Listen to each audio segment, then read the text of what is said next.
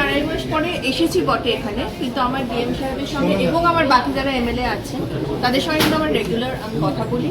আমার এলাকার লোকেরা আমাকে ফোন করে এবং যদি কোনো প্রবলেম হয় সেটা আমি ডিএম স্যারকেও বলি। সুতরাং 2.5 মাস পরে ফিজিক্যালি হয়তো আমি এসেছি, কিন্তু আমি এলাকার সাথে এখনো বেশ ভালো মতোই জড়িয়ে আছি এবং যা যা প্রবলেম হয় সেগুলো আমি ডিএম স্যারকে বলি, এসপি ম্যাডামকে বলি, আমার যারা বিধায়ক আছে তাদের সাথে আমি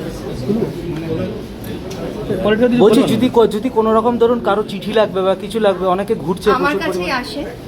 যারা ক্যান্সার পেশেন্টদের যে সার্টিফিকেটগুলো আমি দিয়ে থাকি, রেলের হোক বা ক্যান্সার পেশেন্ট যেটা আমাদের পিএম এর ফান্ড থেকে যেটা আসে, অনারেবল পিএম এর ফান্ড থেকে, ওগুলো সবাই পাচ্ছে।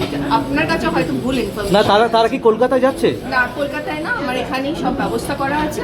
যারা আমার সার্টিফিকেট দেয় তাদের কাছ থেকে সবাই সার্টিফিকেট। মানে আপনি কি ওখানে সই করে পাঠিয়ে দিচ্ছেন এখানে? আমার কাছে যা এগুলো তো আমি আপনাকে বলবো না যে আমি কি করছি না করছি। আমার কাছে প্রমাণও আছে যে তারা চিকিৎসা পাচ্ছে। আজকে কি নিয়ে আলোচনা? আমারই সই করা, নিশ্চয়ই ডিএম স্যারের সই করা সার্টিফিকেট যাবে না। না, আজকে আপনারা কি নিয়ে আলোচনা করলেন? আজকে কি নিয়ে? আজকে আমাদের দিশা কমিটির মিটিং হলো, এখানে সবাই এসেছিলেন এবং খুব ভালো মিটিং হয়েছে। আবার আগামী 10ই অক্টোবর এই মিটিং হবে।